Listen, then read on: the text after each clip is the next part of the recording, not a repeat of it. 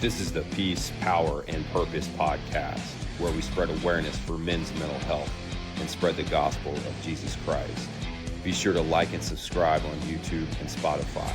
New episodes drop weekly.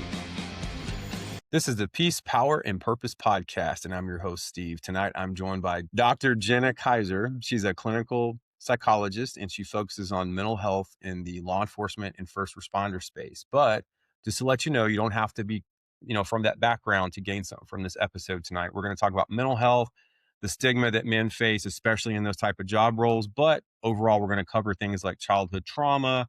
We're going to cover self-sabotage, topics that everyone deals with. And while you're watching, go ahead and click like and subscribe so you won't miss an episode. I drop new episodes every Wednesday and every Thursday. Dr. Jena, thank you for joining me tonight. I really appreciate it. Thanks for having me. I'm super excited for our conversation. Me too. Well, hey, before we kind of get into your job and what you do in the Ridge, your foundation or your company, where did you grow up? Like, what was childhood like for you? Yeah.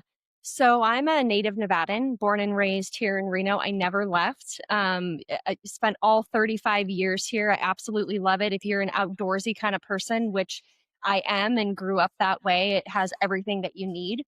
Growing up in Reno, had kind of a traditional family, mom, dad, two sisters. My parents did divorce when I was young and my dad remarried, but had that stable family throughout. Can't say I was an exceptional student, which maybe might be interesting for the audience to hear, and that I went to school for a million years. I was pretty average, but I was pretty busy doing a lot of snowboarding, hanging out with friends, typical kind of kid stuff. And the cool part about growing up in Reno that I still get to enjoy is the ski culture. So being a kid, every Friday, the school would have a ski school and they would bus us Wow. up to the mountains and let us do that. So big core childhood memories. And it kind of leads a little bit into, I know sometimes you ask guest questions about like how they got into what they do. Hmm. Um, Skiing was a big deal to me, snowboarding rather. So I spent quite a bit of time thinking more about how I could do more time on the mountain and less time in school and jobs and things like that. And was pretty interested in getting into the EMT first responder world because it had a clear path to getting into that. And we have so much culture around ski patrol, fire, like wildland fire, police, the whole deal that clear path kind of was interesting to me. And there was just so much ripe with opportunity growing up here. So can't say my childhood was anything other than maybe pretty generic standard, except for the adventure piece of wanting to be on the mountains a lot. And not much has changed, in the last 35 years for me. Nice. So did you pursue like the EMT route or anything like that before you got to where you are now? Yeah. So right when I got out of high school, like I said, really didn't think I was going to go the college route. My parents always pushed education, but I'm actually the first in my family to go to college. Hmm. So they were kind of like, go either way. You could go to school if that's what, made sense to you, or you could work hard and work yourself up through a company. And I ended up going to a community college and did the EMT basic course through that community college. And it was in that process that I realized that I was more interested in the trauma that people in those jobs are exposed to than Hmm. being a responder myself. And there Okay. was of experiences like that went into it. But primarily it was just being like an 18-year-old kid and looking around at other people that were around my age and thinking like people are going to give us the responsibility to go out and save and protect and do these things. And I haven't had any life experience. I don't know if I can do that Gotcha. Okay. early on. Well, that's pretty self-aware at 18, you know? Ye- Yeah, a piece of it also was being in elective classes. I Mm. was in an aging, death, and dying class at the same time. And I was more like cognitive, more cerebral. I was interested in Mm. asking questions and wanting to know why things worked the way that they did. I'm also hands on, but being in the hands on part of it, there was a lot was around that, needing to perform under pressure. And I Mm. realized that if I can take that step back and have more time to analyze things, I actually do better. So a little bit was self awareness. A lot of it was like struggling through the coursework and going, I don't know if I'm made for this part of it. And then a Mhm. small piece of it was experiencing some mentors early on that were really honest about what the job was going to be like. Okay. Sharing stories about It's not, driving code 3 as fast as you can to go get to an emergency situation. It's gonna be standing out in the rain, managing people that, are experiencing homelessness or addiction, Mhm. maybe stepping into situations where people don't necessarily want your help. You're gonna be dealing with that, and is that something that you imagine your day-to-day being like? So having those raw conversations, I think, helps me shift, my perspective a little bit and realize that maybe I need to go another route. But Hmm. I always had that underlying thread of, I think that's neat. There's something about that that interests me. I just didn't know how I was going to come back in those job fields and have that impact. Yeah, that's really cool. I know for me personally, when I went into law enforcement, I didn't know what to expect, and when I got into the job, it was not anything like I thought it would be. I went into it thinking, "Oh, I'm gonna go kick in doors and get in fights and shoot guns," and there's a lot of paperwork and just silly shit, Yeah, honestly. So, yeah. yeah, I didn't do my research that well, but I well, don't think so a lot of people do. I think your yeah, experience is common.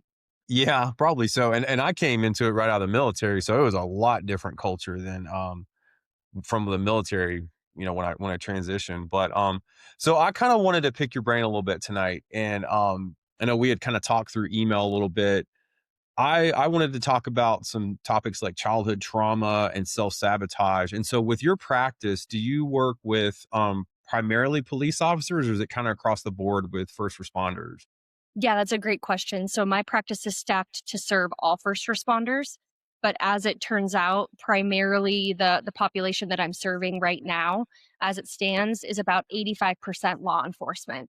That Okay. fluctuates over time depending on the type of activities that I'm doing, maybe conferences that I'm attending, speaking engagements, trainings, where when you have that contact at those agencies or in those networks, people might get wind of that, be interested, and then come see you.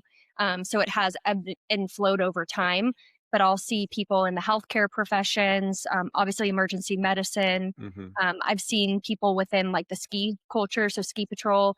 I used to be a part of an association that was for climbing guides, so more of like the outdoor wilderness style piece of it. But right now, yeah, it's mostly law enforcement. Very cool. You mentioned wildland firefighter earlier, and I actually had a guest on a couple months ago that's a wildland firefighter in California. So that was kind of cool. That's the Awesome. first time I'd ever heard of that. Like, oh, that's Yeah, pretty neat. So yeah, that's yeah. pretty cool. Very unique culture and totally different than like your urban Hmm. departments. Yeah. Yeah, we don't have those in Tennessee, I don't think. No, as far as I know. Yeah, but now that you're but saying that, I'm like, that's just like a thing for us here. yeah, yeah, it's a little different here in Nashville. So, Yeah. but well, okay. So I wanted to ask you because stigma is a big word that Mhm. I think we hear a lot nowadays. Do you still see a stigma? Let's take men for example, when they come into a law enforcement role, do you still see the stigma of don't talk about your feelings if you're on a bad call, just kind of suck it up and move on to the next one, be a man. Do you still see that, or is that dynamic kind of changed as we've evolved as a culture, as a society? Yeah, I think that's a super good question. And I want to even bring it a little bit broader and go a little bit back if I can give some backstory on that too. Um, I think that stigma is a huge buzzword in clinical psychology, and you'll hear a lot of people throw that around. And in the first responder world, I've seen people think that it's unique to that culture.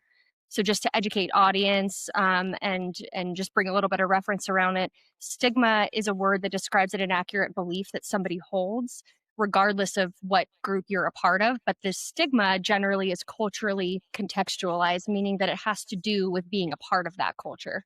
So Mm, it's something that the group shares. It's not unique to first responders, and stigma around mental health exists across all different types of people. But the mhm, various beliefs that they hold and how that inhibits treatment seeking is unique to that culture. So when you talk about the specific beliefs that might make it more difficult for someone to come into therapy, absolutely. When we're talking about a male dominated profession, there are some pretty tough pieces that get in the way.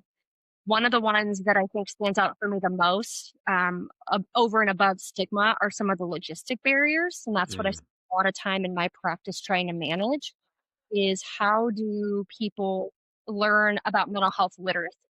And what that basically means is what gets in the way of them understanding what are the warning signs of mental health, like what even is a mental health disorder or diagnosis, um, who do I go see if I have a problem, How do I contact that person? What would it cost? Does my insurance cover it? Just these really basic logistical barriers are half the battle for people even getting in the door. If somebody gets past all of those, then you have the internal, those stigmatized beliefs that also make things a little bit more difficult. And the more common ones that I hear that I think are the most insidious is that this isn't going to be confidential. Mm. Right. So even if they think that it may say something about them as a person and they can get past that, the fear is, well, then if I admit this out loud, other people are going to find out. And then there's going to be different consequences for me.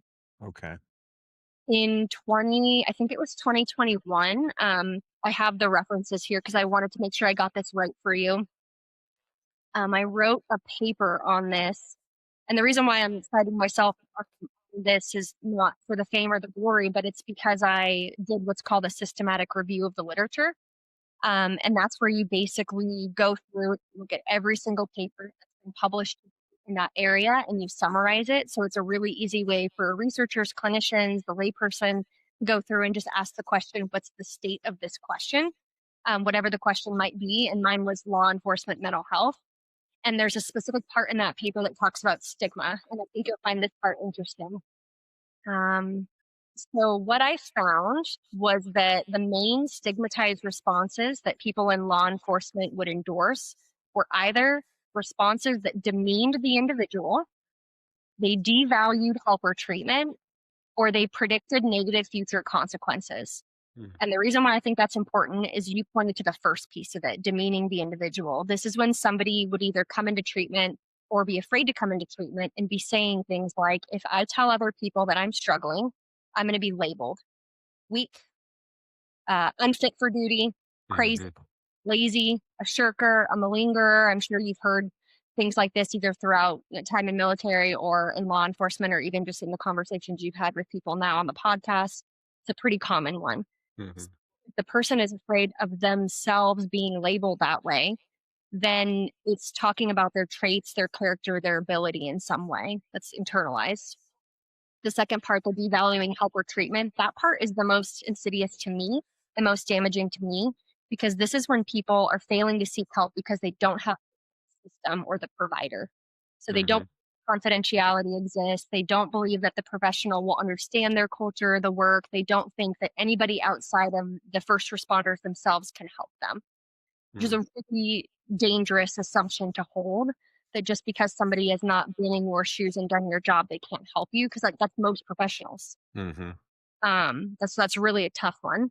And then the last one, of course, is predicting negative future consequences. And I hear this a lot when people are maybe in trouble at work and they're weighing, do we maybe send somebody for a fitness for duty? Do we try to, just convince them that they can go seek this help independently on their own? But people are going to have fear, well, if I go do this thing, now I'm going to be punished in some way. Promoted, Mm. my coworkers are going to judge me. I'll burden my family. It's all of these sorts of beliefs around what's going to happen if they get the help. Um, Okay. That makes sense because I mean, I spent my fair share of time in with internal affairs, and I was never encouraged to go talk to somebody or, hey, maybe you're having some issues because you need to clear up some things. And so it's interesting that you say that because I know a lot of people mentioned they're afraid to go and talk to somebody because they don't want to be pulled off duty or be labeled a liability, because yeah. they're unfit. So it's a good point. It's a good way to put that.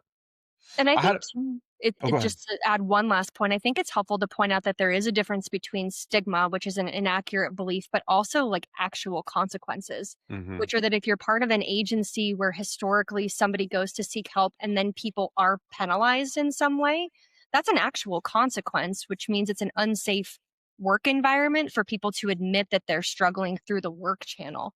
Mm. But how I would kind of couch that for people if they're listening and they're in that circumstance where they themselves are recognizing that they're struggling and they've known friends, coworkers who have tried to get help and then have experienced punishment in some way, seek the help outside work. Hmm. Work is not the only avenue. It's great when work environments offer resources and you can utilize them because oftentimes they're free or low cost.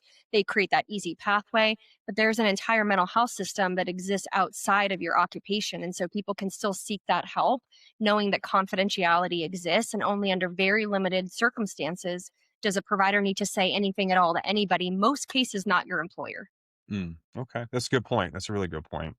Now, I think that would help a lot of people too to realize, hey, it's okay to go talk to somebody, but let's get away from the department or the Yeah. workplace. And yeah, like I'm, definitely a neutral party outside of, because I know the place where I worked, they had a nonprofit that would provide quote unquote free counseling. But the problem was if you went to see this therapist, you might run into somebody you work with because I Yep. did.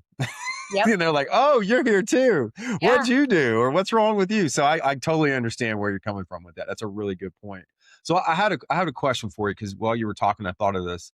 Yeah. Do you think in a first responder role that some people struggle to actually go and get help because so many of us that have done these jobs put our whole identity in the job title and don't Hmm. look outside of that? Because I know a lot of people that I've talked to through this platform, let's take, they were a patrol officer for 20 years, right? So that almost becomes who they are. That's their entire life. They only hang out with cops. They're always at work. They're always thinking about calls. So when they leave that profession, it's almost like they've lost their identity and they don't know who they are anymore. So would you say that maybe part of that lack of going to get help would be because if I do go talk to somebody, I almost lose that identity of this is who I am because I am a police officer versus, hey, I'm a person. I need to go and get healthy, but I can't break free from this. It's almost like that's Hmm. that's all I have is this job. I don't know. Yeah. What's your take on that? Yeah, that's interesting. I hadn't thought about it in that way. And as you were saying that, I was thinking about people that I've seen in my practice and then people in, other people's practices, like case studies, that maybe are written clinically, conferences that I've attended, like trends between that. And I think you might be onto something. Generally, when you just back up and you think broadly about why people end up in therapy, it's people that are ready, willing, and able. So, regardless of how much of their identity is or isn't in the occupation and how much they have to lose if they have to come to terms with maybe the fact that it's not useful for them or helpful for them or what's best for them in the moment, I think it's a sign that they're not ready to Mm, face whatever it is that's going on. And a lot of it has to do with lack of insight. If I'm okay. just going through the motions, maybe it's not as bad as it really is. But if I bring awareness to that thing, so now I have to recognize that I've dedicated 100% of my life to the job, and there's nothing if I look in the rearview mirror, like as hobbies, interests, activities, friends, spirituality, family. If they slow down and they don't have that time to slow down to recognize that, they just go 100 miles an hour at the job. Why change until there's a problem that they've identified is a problem for them? And I think that's generally when people end up in therapy was there's a lot of stuff that's been going wrong for a while, but it's the intensity to which it's going wrong that makes them wake up a little bit. Mm, So it's almost an I have to do this, not like it's a choice to do this. And a lot of my conversation with first responders is to empower them to make the choice earlier. So it's actually a choice yeah. as opposed to being something that's forced upon them and actually dictated by other people, especially people they might not want to have to listen to in that moment, like an Hmm. agent's telling them to get the help. That makes a lot of sense, and it almost makes you think, why don't they try to do this early on in the when you're going through the academy or something and saying, hey, this is going to benefit you as you get into your career, maybe somewhat keep an open mind and say, hey, you need to stay healthy. Don't put everything into the job. And I don't know if the employer or the department would actually say that, but maybe like somebody that could be like an advocate for the individuals. I don't know how it is in Nevada. Like when I was Yeah. in the police academy, I mean, we had like a small class on mental health, and all they said was, "All of you guys will get divorced and develop a drinking problem." And I was like, "Ah, that's bullshit." And then I did. So Yeah. he was right. Yeah. He was right. But Yeah. Well, it's wild to just have a cautionary tale, right? To be like, this is hmm what you're up against. And then later on down the road, you can go, huh, I guess it matches, but without any guideline to say, well, I don't want to be like that, or how do I not, make that yeah. outcome happen? Nevada is interesting. Our post academy, similar to what you said, there's a few hours on mental health. A lot of the agencies that I've worked with, they do like a crisis um, sort of class, a 40-hour-a-week class. A lot of it has to do with being in situations with the community. So you understand how to recognize and manage and de escalate situations regarding mental health. But there is a component that has to do with officer wellness. And something really exciting that I'm a part of in Nevada with a lot of different agencies are wellness visits, which are an annual confidential periodic check-in with people that's meant to be preventative. So it's Hmm. officer centric. You go in, you build a relationship with a psychologist before you need one. You just have a conversation with them so that they're not a complete stranger to you. And then let's say if in 5, 10, 15 years down the road, you end up having a situation like you're involved in a critical incident, an OIS, maybe you have something going on with family and you want the opportunity to talk one-on-one, you've been in that person's office before. You've had those conversations before. So I actually think in some ways Nevada is a little bit progressive in that. And if not progressive, then definitely the cowboy way. They're willing to try different things and see what happens, which I can Mm-hmm. respect. And a lot of the agencies are doing things like that, which I'm really excited to be a part of and see. Yeah, that's awesome. Mhm.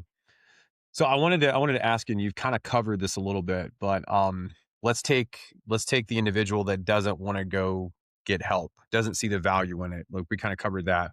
Well, I want to talk about self-sabotage. Mhm. I have a lot of personal experience with that, and I'm sure you see it through your practice. And do you think that majority of first responders still kind of are maybe gun shy to go get help, so they do self-sabotage, like drink too much or resort to outbursts of anger, maybe more reactive versus responding? What's your take on self-sabotage? Because that's another buzzword like stigma. You hear that a lot, or at least I do.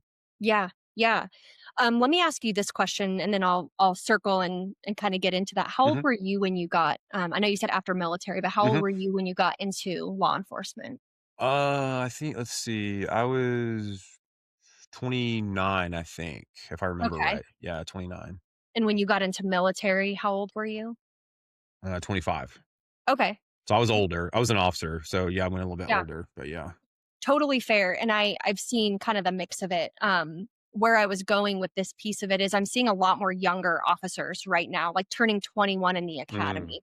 okay. And there's a fair share of people who absolutely will do their military career and then will transition out and come into law enforcement. So they've had like a job, they've lived outside their parents' house, they've done other things before, where they're coming into this job with some experience. But part of the hunch that I've had working with at least younger officers is that they haven't been taught healthy versus unhealthy coping because they've never been in a circumstance when they've had more power and freedom than at this Mm, period of time in their life. And particularly, I'm thinking about a lot of the younger officers that I've done wellness visits right now, where the world is such that they can't afford to live outside, let's say, their parents' house. okay. If they're not dating because they haven't, they're living at their parents' house and they focus on passing and getting through the academy. They're trying to pay off like a car at this period of time, but they start having more money and they're thinking maybe I could buy that new truck. Like Mhm, you're kind of in this weird stuck place where the only pleasure you can get is from the easy dopamine hit type stuff. mm, What can I buy? What can I go do that maybe feels a little bit risky or fun? Can I go gamble? Like Nevada, we have casinos everywhere. You can mhm, gamble at every gas station if you want to. So gambling is pretty rampant here. If people are checking out, it's the substance use piece of it. Maybe I can go out with my friends. So I think age has a little piece of this, as well as not having the training to have a model for what healthy coping looks like. And I know okay. you're going to touch a little bit on like childhood trauma and things like that, but Mhm, when people come from an environment where their experiences are such that maybe they haven't had the best parental relationships or family relationships, you don't have a role model for what healthy coping looks like. If that parent comes in and they have a substance use issue or an anger issue, like there's domestic violence in the home, or maybe they were incarcerated or they left in the divorce, and so you have less supervision. Like, where are your role models? mhm, A lot of what we look at in clinical psychology is the protective factors, where they're coaches, where they're teachers, where they're older siblings, cousins, aunts, uncles, other people in your life that taught you this stuff. Because if not, everybody comes to the agency and goes, "Oh, shoot, I didn't know how to do any better than this," right? I get my mhm, first check. I've never had money before. So what's the first thing I do? I look around. What's everybody else doing with their money? mhm. Buying a new truck. Yeah, Let me go do that. yeah. Or how does everybody else cope with the incident? Oh, they're all going out to the bar afterwards. Mhm. Me included. I guess I'll go do that. So we're Yeah. learning by observing, and if they're young, they're highly impressionable and they have to figure out for themselves what works. I love your idea of let's talk to them earlier in the academy because you're basically hitting them at a time where they don't have any habits at all. Mhm. They've even developed the bad habits. You're trying to encourage them to develop better habits. And you can kind of undercut some of those self defeating behaviors. But they've got to know what their goals are in general before they can figure out what's going to get in the way of those goals or not. Yeah. And it almost the way you're talking, it sounds like how a lot of people are when they graduate boot camp. They Hmm. just left home and now they've got money, a little bit of money. And so, "Oh, I'm gonna go buy this car with 20% interest because I got money in my pocket." So yeah, that makes sense. I think some of what I saw, and for me personally, the self-sabotage came in, it was almost, and I was gonna hit on this too with imposter syndrome. I think they almost, for me, it kind of meshed together Hmm. because when I got into law enforcement, it was a pivot into a career that I never wanted to do. It was something that was kind of, well, this is another opportunity for me to serve. It's not as good as a job that I really wanted. So I never really took it serious. I never really had a sense of pride. And I'll just be honest with you, Jen, I felt like a failure and I felt like a joke. And so what I would do is I would overcompensate. And when I was working and when I was off the clock is when I would just come unhinged, Yeah. because I hated myself. I wasn't self aware enough to really understand that, but Yeah. that's where a lot of it came out because I feel like this job is dumb. Like Yeah. nobody respect, this is stupid. Yeah. And so instead of me going and say, "Hey, you know what, Steve, maybe you should go talk to so and so," I didn't. I just partied. And when I say party, I drank. I didn't do drugs or anything. But yeah, so I think we all kind of have different ways of maybe coping, and obviously that's a negative way to do it is through the Sure. self-sabotage piece, but I think the imposter syndrome, I don't know how much of that you see in your practice, but I feel like I knew a lot of cops that never joined the military, so they Hmm. felt envious of guys that were veterans. They saw Yeah. them as a threat, Yeah. and which I didn't really understand that at first, but the cultures is different. And this Yeah. was this was a while ago. It's different probably now, but this was a while ago. But yeah, the education piece I think early on would be extremely beneficial for everybody, regardless of Yeah. their job. But Yeah, you're talking about two really tough environments, and I like that you shared that personal piece of, leaving the military, having a plan for what you wanted your life to look like, and then realizing that as the options were kind of falling off, like I guess I'll pick this one. And that's kind of how you ended up where you were at. Like I guess this is it. But mhm, because that was the mindset going into it, when you had free time, you decided to take the power and control of that free time and then do things that maybe felt better, And that's honestly what self-sabotage is all about. It's I'm going to do things in the moment that feel good, that long term don't necessarily help me get to my goals. But who cares about the long term because I'm mhm, trying to reduce the pain, suffering, despair that I'm feeling right now. That's what matters. Like, let me just take the heat off. I'll worry about the future later. hmm, If it becomes a pattern, though, then you never are future oriented, right? It's like, just let me mhm. keep hitting that button Yeah, to reduce the short term, distress. And then again, when the future comes, the future comes. But by that time, it's too late. I yeah, think a lot of people get caught in that trap. And it probably does fuel a little bit from imposter syndrome because the culture is a tough culture to be a part of. You have to be confident, you have to be decisive. And if you're feeling anything but that, you're sure as hell not going to let anybody know. So when you go home, you're going to try to quell those feelings, and that can happen in a lot of different ways. Insight's key. Some people are aware this may not be best for me, probably because the sheer intensity of the thing. Like you could probably survey a group of 100 people and say, is it in your best interest to drink 50 beers in a night? And they're probably going to say no. That's the sheer intensity of the thing. But if you say, what about 5 beers? You're probably going to get a different response. Some people that are mhm, like, that's fine for me, or that's not okay, for me. And that's where you start realizing, well, what's your goal? What are your long mhm. term values, commitments? How do you envision your life? And then that's where you can decide what the gap is between that behavior and what's happening there. I think the hardest part about being a clinician is that most people don't have insight into the self sabotaging behaviors. So they're not going to end up in your office just because they're engaging in it. Mhm. They're going to end up in your office likely because other people have pointed it out to them. And at that point, it may be too intense to where you're doing such an amount of work to get them back to a place where they even, can get back to baseline functioning. I'm thinking spouses that have convinced a partner to come into therapy because the anger issues or drinking has gotten to a point that now they're giving the ultimatum of divorce and custody battle. Yeah. A lot Yeah. of damage has been done at that point. If insight was given earlier, you have different options. And I'm not saying that those situations aren't redeemable by any way. I'm just saying that the how far they've gone, you have a lot Mhm. fewer options and the stakes are much higher at that point. Yeah, definitely. And I've lived through that. So I know exactly what you're talking about. Mhm. And I think for me, I was kind of always, you kind of said this too, like chasing a rush. Like I had to have an adrenaline rush. And like before my daughter was born, I would go on certain calls and I wasn't reckless. I mean, I still did my job well, but I would put myself in situations that maybe other people wouldn't because I had a death wish. I didn't care. Mhm. I was like, whatever, I'm going to do whatever. And I think what ultimately happened was it just made me, you said it best. I didn't have a goal. I was kind of drifting. I didn't want to be in the town that I was in. Mhm. I didn't achieve what I wanted to in the military. So I was lost, but I was just constantly seeking this adrenaline hit and I would just do not anything to get me in trouble at work, but I would take unnecessary risk is probably the best way to put it. Yeah. I wouldn't see the danger in situations that others would. I would just see it as, oh, they're just sissies. They're not going to go. Like I would love it when we get a bar fight or an Mhm. armed subject call. I love that stuff. I was like, this is why I want to be a cop. But looking Yeah. back, it was a good career opportunity. It was a stable job, but I didn't see it that way, and it wasn't an easy process to get hired on. But I was ungrateful and I was full of pride. And I see that now. Back then I didn't see Yeah. that. But so yeah, everything you're saying makes perfect sense. That So I aimlessness is disastrous. Yeah. What is the old saying? Idle hands do the devil's work. Mhm. So I want to segue what we're talking about into something else. And I don't know how comfortable you are about talking about this, but if you're not, that's cool. Yeah.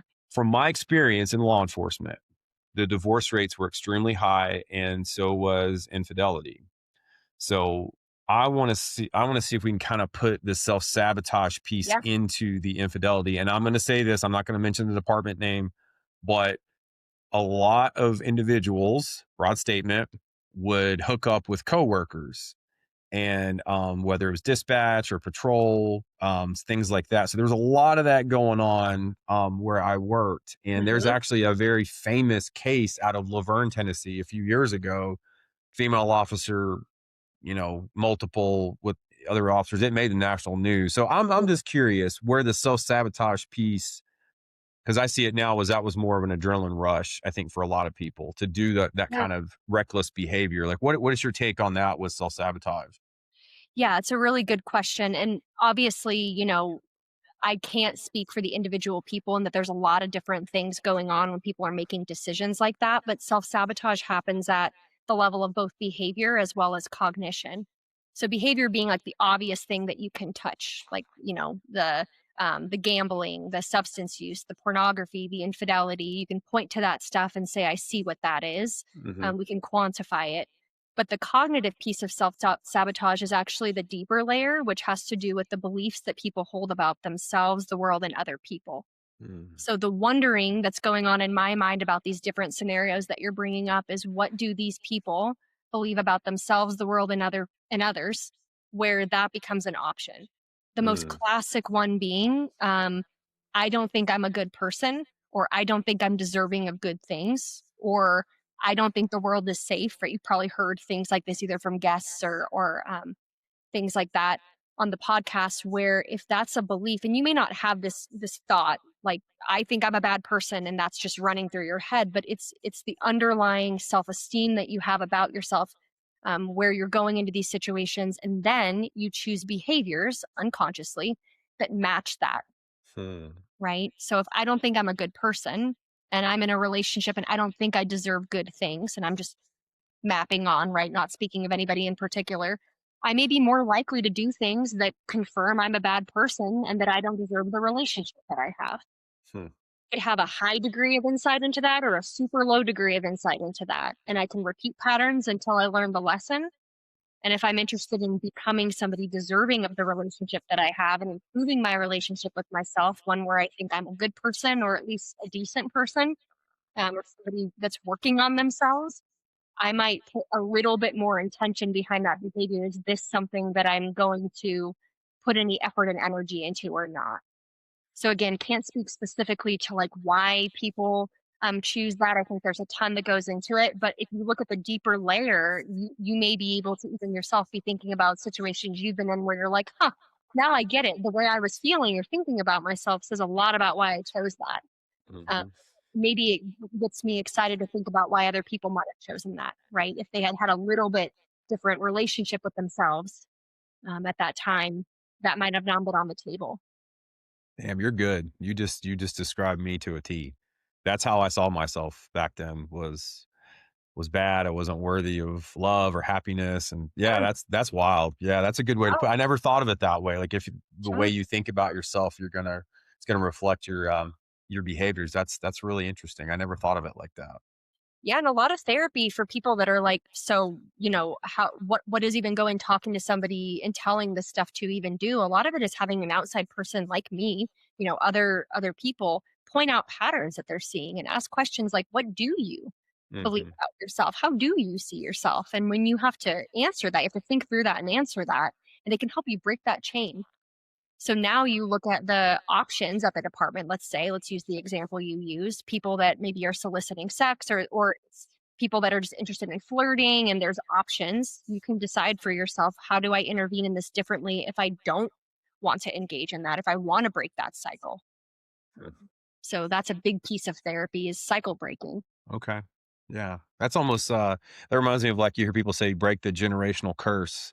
Like don't follow in the same path. That's a good way to put that. And I'm gonna say it again. I think these ladies and dudes coming into the law enforcement first responder world, like coming into the academies, they need to hear all this up front and say, hey, let's take some time to really look at yourself and instead of bringing in all your shit and then and then self-sabotaging because it's easy to do in a job like that, I think. Yeah. um Yeah, that's a and really self-sabotaging behaviors are easy. Like, oh when you said yeah, the word easy, it struck me thinking like it's the convenient low-hanging fruit option yeah, oftentimes. So yeah. that's the other part of this is why go home to a relationship that is going to be work Hmm.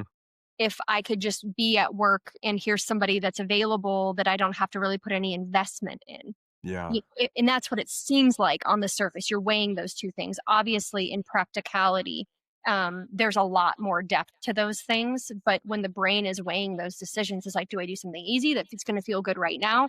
Or do I do something hard that's going to, maybe benefit me long term? And when you're stuck, a lot of the hypervigilance that we talk about, a lot of the trauma exposure, a lot of people trying to reduce pain and increase pleasure in their life in some way, they're drawn to these types of activities. So part of it is biology, just from what they're exposed to, but the other part is intentionality. Do they have a goal? Are they checking in with that? Are they working on the things that are important, or are they just pushing problems to the side and then driving again 100 miles an hour on the work bus and then realizing that they can just grab the easy stuff along the way? And I think that's a great point. And I think too for our listeners, mental health is like that. If you really want to evolve and grow, it takes work and it's hard. The easy thing is like you just said, the low hanging fruit. That's easy, but it takes a lot of effort. Not and it's worth it, but it takes a lot of work to, in my opinion, to really focus on your mental health and to become a better person, or just be to have purpose in your life. Because it isn't easy just to wake up and say, all right, I'm going to do this today. I mean, you have to focus on. It takes discipline. At the Yeah. end of the day. A lot of discipline. And I think when you're talking about having young people in the career field who maybe are doing this because it was an available job that offered stability and it's what they've dreamed of doing, or the alternative, it's people that are falling into it because they're like, the other plans aren't going the way I wanted it to, right? They have to be checking in saying, well, how do I want my life to look in 5 years from now, in Hmm. 10 years from now? And you don't have to have it all figured out. But it's probably helpful to ask just the big questions. Like if you go into the job married, is your goal in 5 years from now to still be married? Mm. And I know that sounds so silly, but when you Mm-mm. put it like that, it's, well, if you want that to happen in 5 years from now, how are you gonna direct your behavior over the next 5 years? Because now when you're tasked with a choice between signing up for that extra overtime assignment Yeah. or going to the family reunion or the vacation or the date night, you're probably gonna weigh that a little differently Mm-hmm. It's a versus if you're just like, "I don't care. It'll just happen how it happens." Yeah, that's a great point. It reminds me when we were in the department academy, they would have us put a picture. This is in the old days, so we didn't have like smartphones, but they would have you put keep a picture of your spouse if you were married in your Yeah. back pocket. So if you screwed up in a scenario and you were killed, you'd have to look at that photo. And I just remember thinking, man, why do I want to do that? Like, I don't care. And all the guys in my class were just kind of like, really, man, why not? And I'm like, who cares, man? Like, I don't know. And that was obviously a toxic mindset that I had. But the way you were just explaining the marriage piece, because I was married when I went into Yeah. law enforcement, like I was just a knucklehead. I didn't even think of it that way. That was a good point that you just made. Yeah, I think a lot of people don't. It's really tough work. Like when you have something good, it's Hmm. like it just is. You're like it's going to maintain, it's going to last forever. It's a non-issue. And then you move on to the next thing because there's problems that you have to solve and bills you have to pay. So you devote your attention to that stuff hoping that the things that were good will just maintain. Hmm. The issue is though, just like a car, yeah, you have to do maintenance on the car for it to maintain, and our relationships and everything in our life is the same way. So even if something is a check the box good today, you probably should check in on that and evaluate if it's still in the same state a year from now, 3 years from now, 5 years from now. And then also assess how much effort am I putting into it because things change. The reality of first responder work, definitely law enforcement, it's not the same. You change shifts often. You change teams often. If you promote, you get put all over the place. Your responsibilities are different. If you're a real go getter and you're proactive and you want to join special teams, that's extra training on top of it. So it's very easy for your life to look one way before you get in the job and be completely different, even a year in, and then even 2 3 years after that. So without intentionality, people are just kind of hoping that everything is going to be there when they, eventually come up for breath and look around. And what I see a lot in my practice is people coming in between 7 to 10 years in the job going, this is a marathon, not a sprint. I have to do something different. That the Hmm. pace at which I'm going, the way in which I'm going, it's not working out. It's not sustainable, which is neat that they're coming in. Hmm. And great recognition, but it's absolutely true. You have to have intentionality in how you're doing things. You can't just run at it 100 miles an hour. Yeah, I'm glad you put it that way. Do you see a lot of like former first responders, like maybe someone that did the job for 5 to 10 years, now they're out? Do those type of individuals come to you, or is it just active um personnel only? Yep, I have retirees in my practice, and of all the various ways you can imagine that somebody would retire under, whether that's like they met their years of service and had their date, medical retirement, actively involved in workers' compensation kind of deal, got vested, did their 5 or 10 years, and then decided they wanted a career change, the whole gamut. Okay. Well, you brought a word up that I wanted to ask you about. You said hypervigilant, and here's my question for you. I had a therapist tell me years ago. I haven't been a cop in 15 years. It's been a long time, and she said, Steve, you can't save the world. I was telling her about, like, if I go to a gas station, I'm watching people and seeing what they're doing and all that. She goes, you can't save everybody. You can't just be on all the time because you're just in a constant state, that fight state where you're burning energy. And she said, it's got to be exhausting. So if you take someone that's been out of a job for a long time that required them to carry a firearm and to be aware, watch the doors and see who's coming in, is it possible for an individual to still be, in a state where they can protect themselves, but not constantly be in that hyper vigilant state of mind? Yeah, it's about training. When you think about how much time and effort you put into training yourself to have that level of vigilance, how many hours you were on, how many people you interacted with, how many situations you went under to get that level of vigilance, and then how much you applied it in your personal life where you still were training that. You have to do the same degree of training with that goal in mind. So when you're talking about, I Mm, want to be able to be vigilant and I know what I'm vigilant to, but also relaxed enough where I know I'm not the one going in to save. You have to be training that. And my guess is that at the level where you would step back and go, oh yeah, I'm a civilian, I don't know, I have to do anything about this. You push past that and you're still in the cop mode piece of it, right? Like there isn't a way yet that I'm making a guess here, tell me if I'm wrong, where you know how to pull back on that a little bit. And so the training is, how do I pull back? What are the things that help me pull back?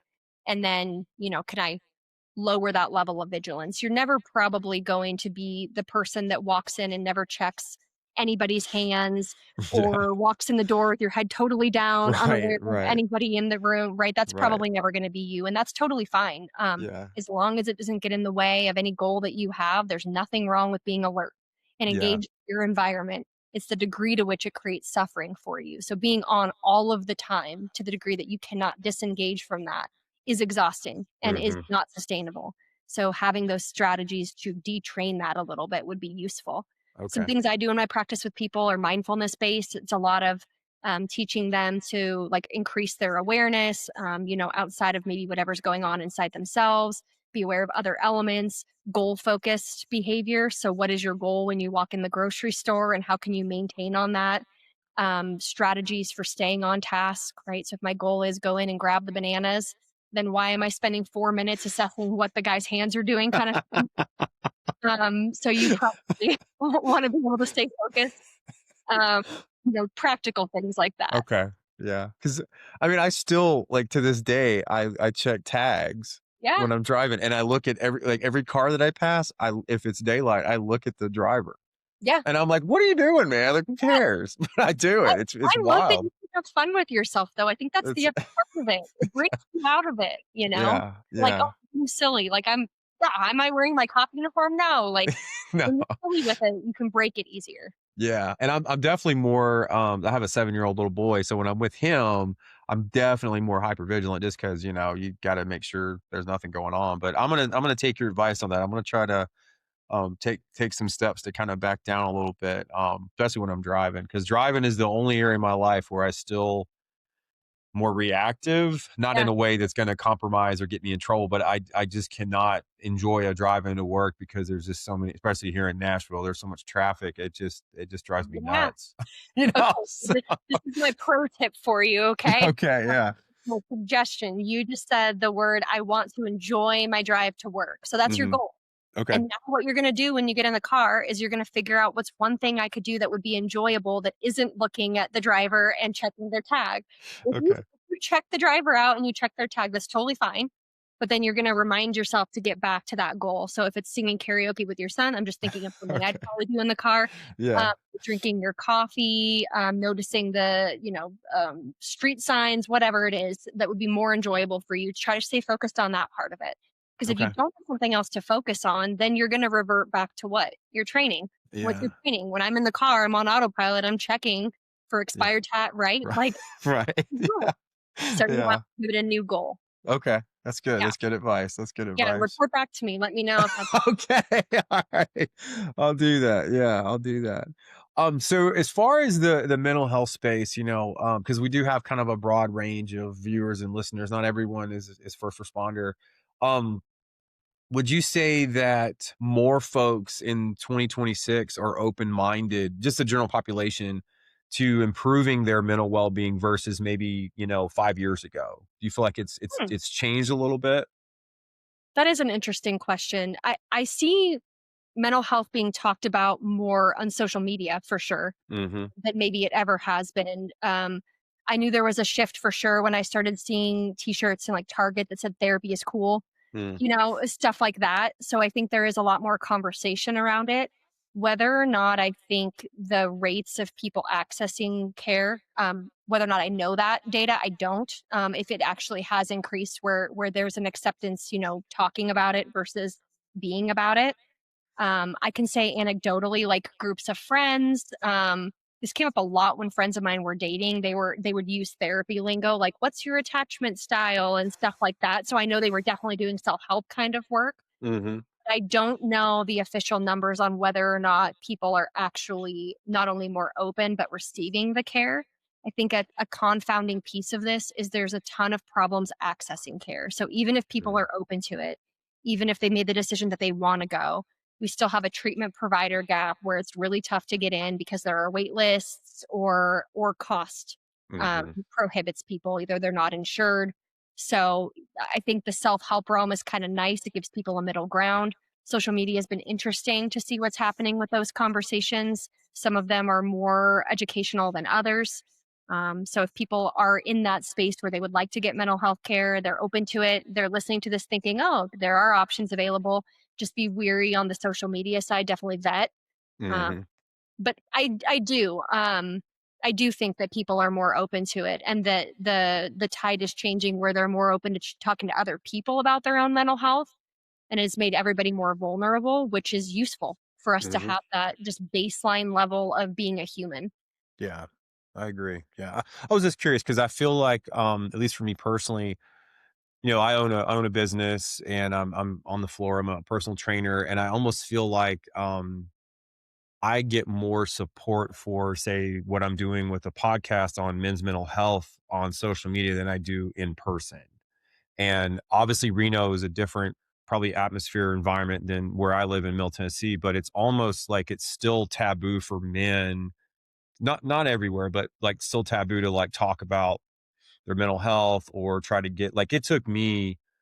I looked for a men's group for over a year in a Mhm. church and I couldn't find one. And I finally got involved with one, but I just kind of felt like, I live in a decent sized town. There's people here make decent money. Like there's got to be some kind of resources. And so I was just curious because I still feel like, at least from maybe in the South, for men, it's kind of like, oh, suck it up. Don't talk about your feelings. But that leads to the whole self sabotage and that instant, I'm gonna grab that low hanging fruit because it's easier, and then I'm just gonna shut up and do my thing. So. 100%. And I think people don't always realize that a lot of the conversations of the problems they're having in their life are mental health conversations because they don't have those big ticket disorder labels in the Hmm. name. Like if I used to want to go golfing with my friends and I don't really feel like that anymore, it's only been a few weeks that I've canceled on them. But I'm also simultaneously not really talking to my wife. I'd rather just shut the door and go, be by myself. I may not be thinking this is depression. I don't have that mental health literacy. All I know is I don't really feel like going golfing anymore. And my wife is irritating me. Right. And so I don't Hmm. know to go even look for a support group for that. And then if I'm just using a first responder example, but if I'm really invested in work and I don't have anybody else outside of that, and I don't really talk about any of that at the job, now I'm isolated and alone. Hmm. Male loneliness is a huge piece that Yeah. drives untreated mental health issues because they don't have anywhere else to turn. But they also don't even realize the things they're dealing with are mental health related. And that if they would reach out as a starting place with a professional, we never want to be the end all be all. If somebody reaches out to me, the first thing I ask them in my intake paperwork and we talk about in our first session is what are your strengths, resources, and supports? Because I'm hoping to eventually hand that off to all of the other things that they have in their life. And if they don't have anything, that's part of our job in therapy is to build that. They need to have that group, whatever that is. If it's a men's group, if it's a workout group, if it's a hiking group, friends, family, we want them to be able to utilize that support. So, yeah, That I makes agree. sense. Yeah, it makes sense. It's like you need a community where you can kind of, and we talk about this a lot on the show, don't, you've got help. Other people like you are out there. So you're not all alone. Cause it is easy for men, to kind of isolate and shut down. And I've been there. I mean, Yeah. I know exactly what that feels like. And, this actually is therapeutic. Not only as I'm talking to you tonight, but just doing this whole podcast for me is therapeutic because I'm Yeah, I'm still sure. more self-aware. I meet new people, and it's the cool thing about it is, I'm making friends through this. So it's kind Yeah. of building a whole network. But yeah, that was a good point. I was just curious because I still feel like, yeah, guys are experiencing more loneliness and they still don't feel maybe as comfortable to talk about their mental health or realize they do need to go talk to somebody. Cause like you said, it's just, oh, I just don't feel like doing that today. So I'm glad you brought that up. Yeah, yeah, and I think it's also a reflection of how deep their relationships are in general. This is just a stereotype that I'm throwing out there, but I've heard it several times in my office. So based upon experiences I know are real, if you don't talk to anybody about anything that's going on in your life, like you keep it pretty close to the vest, the mental health conversation is not going to come out naturally at all because you don't have any baseline for sharing that information. So if you call Hmm. your friends and you're golfing with them and you talk about the weather and how good the beer tastes and stuff like that, not like I got in a fight with my wife and here's Mhm. what I'm struggling with. You're definitely not going to want to do that because you have no practice in it when things are absolutely the worst possible case scenario. So the low stakes situations when men do get together and they're hanging out is to practice having conversations about just low interest things. I'm Mhm. excited. My wedding's coming up. Oh, what are you excited about? Basic stuff. Yeah. Even you, like I'm doing this podcast. I have this great guest that's coming on. Wow, exciting. Like just sharing parts of your day Mhm. and getting that practice so that when you do experience a bump in the road, you are more likely to have those conversations with the people around you instead of withdraw. Part of withdrawing is I don't have any practice doing this. I'm on my own anyways. Let me just go be by myself. I'll shove it down, suppress it. I'll wall up, I'll numb out and hope Mhm. that the problem goes away. Yeah. Numbing, that's a good one, because I think a lot of men do that. Just numb it, not deal with it. But you gotta sit in it if you really wanna if you really wanna grow, you gotta learn to sit in it and talk it out and find someone to, connect with for sure. Yeah, and sucky situations are better with support. Every Mhm. scientific study shows that that is the differentiating factor between people that go on to develop long-term mental health problems and people that don't, that become more resilient in the wake of that. And it doesn't take like a scientist to see that. I'm thinking a few weeks ago, I was doing a polar plunge with some friends. Just doing it with friends. I didn't go up to the mountain to go like torture myself and do this by myself. But when I'm looking around, like, we're laughing about being in this crappy situation together, because it's Yeah. freezing at the lake right now. It's like, I guess the lake never really changes, always really cold, but Lake Tahoe is freezing, ice melt. And so, we're looking around at each other, lips are chattering, and it made a crappy situation, what could have been a crappy situation, better with that support. We're all going through Mhm. it together. You can be like, I can't feel my toes, and they're there to receive that part of it. So it's really helpful for people to hear that if you can get that support, you can have that community, you aren't going through it alone. That does kind of divide that pain a little bit and then give you the trajectory you're looking for, which is the long term growth, that resilience, because you can't do it alone. Yeah. Good point, good point. Where do you see, or how do you see faith when it comes to mental health? I wanna talk about that for a little bit. What's your take on that? I want to push it back on you a little bit. Oh, okay, alright. And the reason why I want to do that is I want to hear about how faith came into your life because, at least from the podcast episodes I've gathered, part of it was finding faith during difficult moments. Am I Mhm. remembering that correctly? Mhm. Okay. Yeah. If you could tell me a little bit about Okay. your philosophy and then Yeah, I'll mine. totally. So I'm long-winded, so if I talk too long, tell me to shut up. I was raised in a very old school legalistic church, so I had a foundation, growing up. My grandfather was a preacher, my parents both Christians, so I was the kid that went to church, every Sunday morning, every Sunday night, every Wednesday night. I grew up kind of in fear, felt like I couldn't make a mistake. And I got baptized at 13. So by the time I hit 21, I kind of made a conscious decision to do life on my own. It was kind of one of those situations where, God, what do you got for me? I've done this all for you. And now what do you got for me? So I kind of walked away. I still believed in God. I still would pray and stuff, but I really did not stay I didn't have a relationship with Christ. So really from 21 until I got sober at, I think it was 41 when I quit drinking. I got back into church around 41. And when I got back into it, I kind of went to make my ex-wife happy. And I had an accident while I was drinking and got pretty injured. And that was my rock bottom moment. I was told, you mentioned this earlier. You said when you end up in therapy and you hear the ultimatum, Yeah. you get to keep the family together. I was told, quit drinking or pick alcohol or pick your family. I was told I was an alcoholic. And so I said, that's an easy one. I'll pick my family.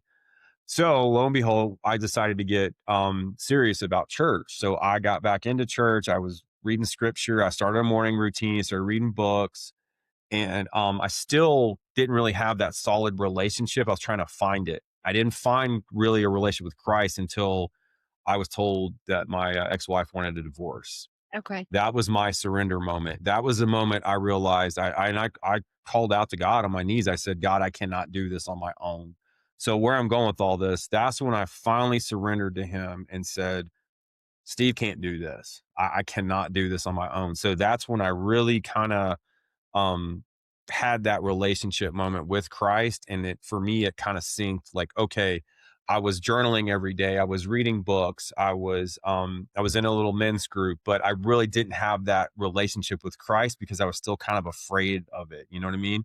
So I had to hit like that rock bottom moment to really find Christ. But that's what helped me. And where I'm going to finish this with, I was told I was an alcoholic by a therapist, and I'm an unconventional guy. I don't like to be told what to do.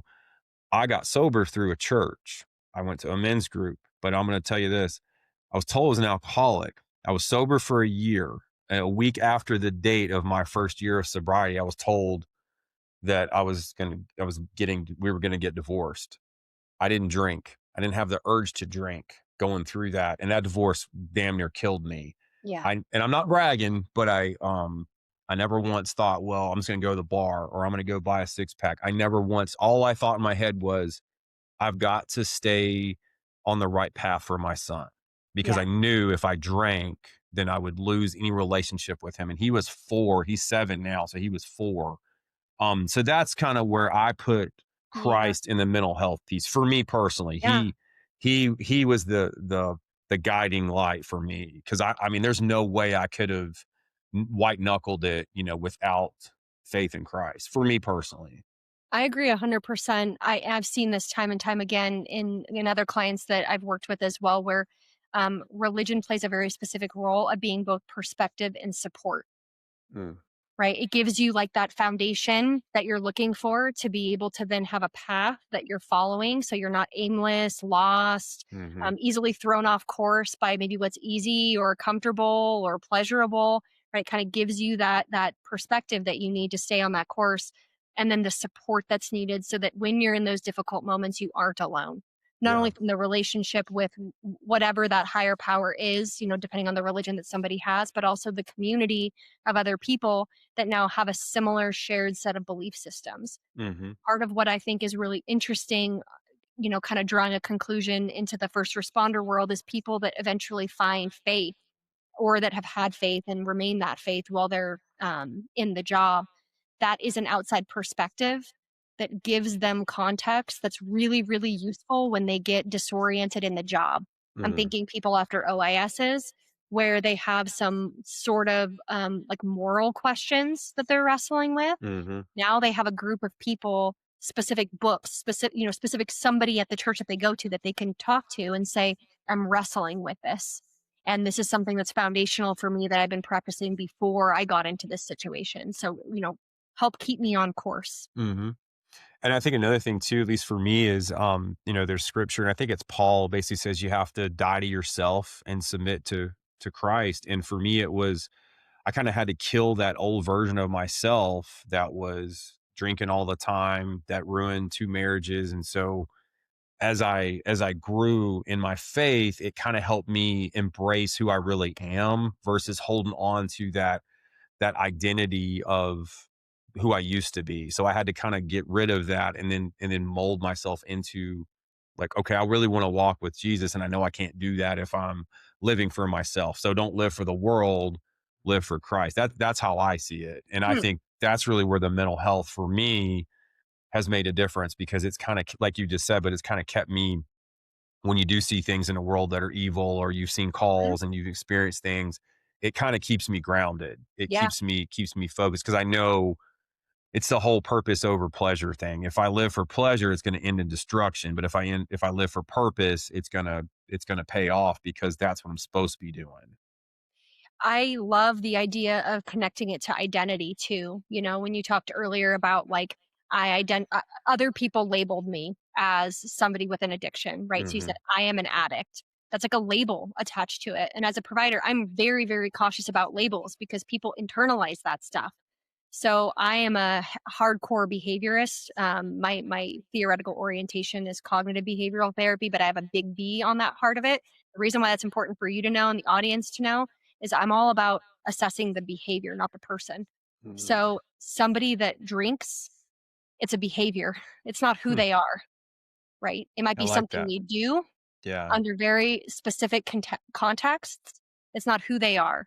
Hmm. When people internalize that stuff, I see a lot more harm than good. And this is not across the board universal. Every mental health professional believes this kind of stuff. This is the way that I practice, and the damage that I've seen done when people will internalize those labels, right?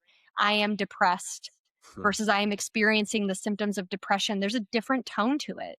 And so Mhm. I'm hearing a lot of that, in the story, and the faith coming in and allowing you to separate you from the behavior, and then you continue to walk forward the behavior you leave in the past. That's exactly, the kinds of stuff that I do in my practice as well, from lots of different lenses. So I And think there's it's congruence there. yeah, and just for the listeners, I mean, and that's not an easy process to and I heard this put best on a podcast a while ago. You kind of have to learn to live and love who you really are versus that other version of yourself. Like say the drinking version of Steve. It was fun. It ended in destruction, but it was fun. So I've had to learn how to embrace my real identity and get to know myself, which is weird to say it like that, but I mean, it's true. You have to experience life, and it's little things like in my old life, I associated everything with alcohol, bowling, football, canoeing, camping, whatever. Everything I did, I drank, and now I have to go and look at it with a mindset of I can go to a concert and not drink and still have Yeah. a good time, or I can go and do this, go to dinner and not. And it's all environmental. I think you have to kind of get used to it and ease into it. But it's weird. It's almost like you have this new, fresh perspective, but you have to really embrace who you really are. And Yeah. it's wild, man. And you're doing this without numbing anything. So Yeah. you're just kind of, you're Raw. kind of figuring, yeah, that's right. Yeah. So and I think it's scary for some people because it is a lot. I mean, it is a lot to step into, but if you have that support system, like you mentioned earlier, it's beneficial because you've got other people you can kind of lean on and say, okay, hey, look, I need help with this, or I'm feeling this way. Can I talk about this? And it makes a huge difference. Yeah. And being able to just say, this is where I'm at, and somebody else go, oh, I was there too. Hmm. So supportive to have that person walk the path with you, but also incredible if they've tried some things and they can share that wisdom, because then you don't have to reinvent the wheel. You can say, oh, I can learn from your lessons. Hmm. You said these things were helpful, let me try those things. I have a little more direction now. So Yeah. And super. I want to get spiritual real fast because you're talking about it. And I think something I tell people a lot is someone that's had a past that's done some less than favorable things in their past, but they're following Christ and they can share their testimony of how they came to him is really effective. And the enemy wants you to stay quiet, wants you to live in the past and say, oh, I'm not worthy to talk about Jesus because I was an alcoholic or whatever. And so I think for those listening, as you're evolving, as you're working on yourself and trying to find your faith or whatever you're looking for, your higher power, just know that sharing your testimony is going to benefit a lot of people. And it takes some time and it takes getting used to. It's still for me when I'm a guest on a podcast, it's still weird talking about myself. Yeah. But it's empowering because you never know who you're going to inspire. Mhm. You just never know.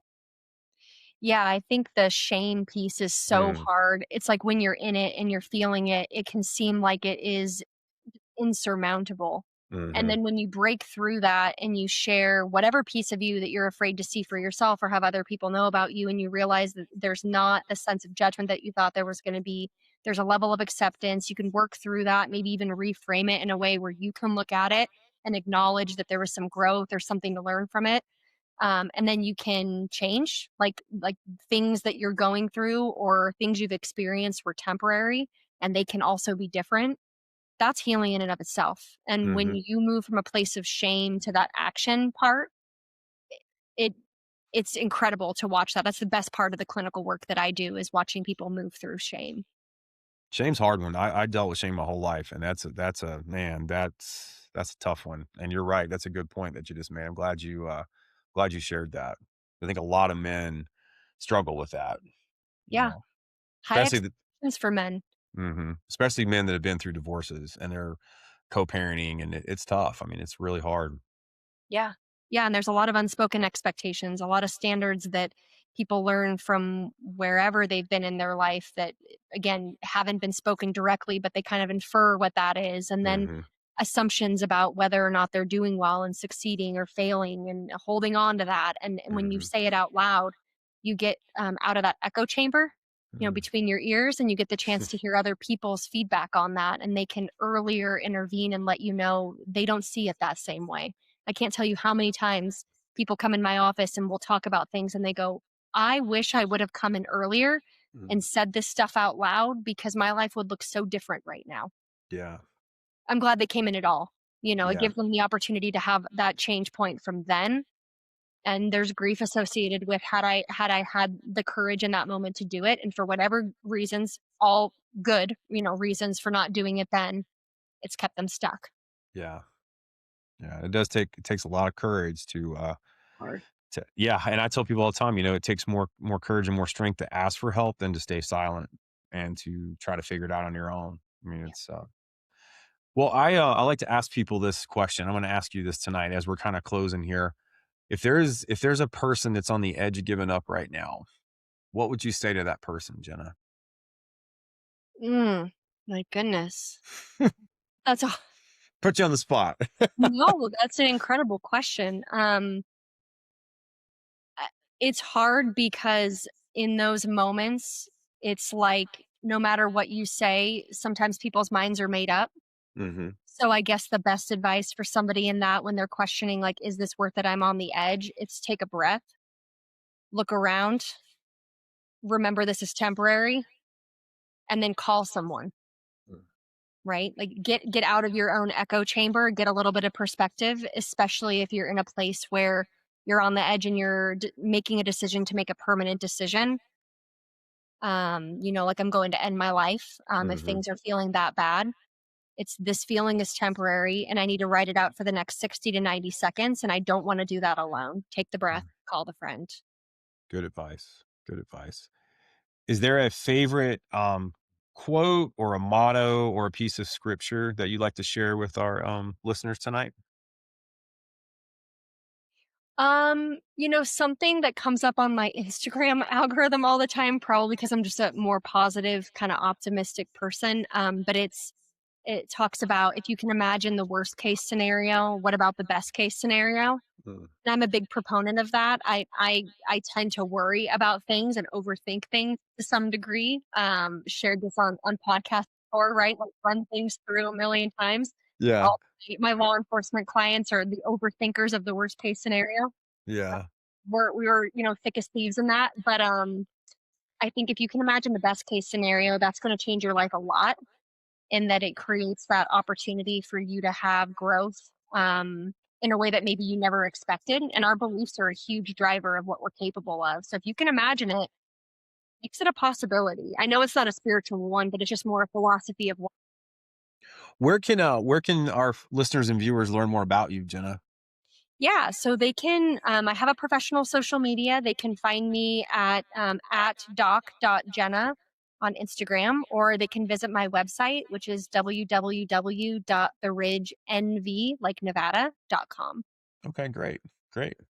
Well, I want to share a piece of scripture as we're kind of finishing here tonight. And I did a little bit of research and I want to find something that kind of applied to our conversation tonight. And this is what I came up with. So this is from the book of Psalm. It's chapter 34, verse 18. The Lord is near to the brokenhearted and saves the crushed in spirit.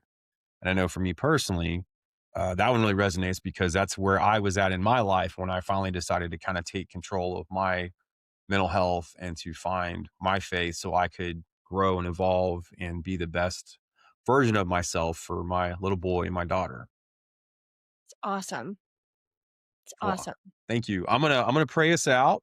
And Yes, all right, you ready? ready. Father, thank you for tonight. Thank you for the opportunity to speak with Dr. Jenna tonight and to just hear her expertise and for her to share her knowledge to all our listeners and viewers. Lord, I pray that this message tonight will reach those that feel like they don't have a purpose in life, that are looking for peace, and that just need some power through you, Lord. I pray that you will bless Jenna and bless her practice, be with those that she works with. And Lord, please continue to watch over this podcast, Lord. I pray we can continue to bring good guests and spread awareness for mental health and also spread your gospel, Lord. It's in your mighty name that I pray. Amen. Amen. Thanks for tuning in to the Peace, Power, and Purpose podcast. Please like and subscribe to the channel on YouTube and Spotify and share this episode with someone that might need to hear it. guys, I know there's a lot of you out there that are looking for something more than yourself. They're looking for purpose, and they're looking for, who you are as a man or as a woman, and, share this with somebody. And Jenna, thank you so much for coming on tonight. This was fun, and it was cool to actually get to talk to a psychologist and pick your Yeah. brain a little bit. It's a successful podcast if you say I had fun talking to a psychologist. Yeah, no, it was cool. It was good. It was good. And a lot of the stuff you said, it kind of gave me a fresh perspective and helped me understand some of the stuff that I did when I was younger. So it was neat to kind of hear your take on it. That's awesome. Yeah. Thank you so much. I really appreciate your time tonight. Thank you for your time.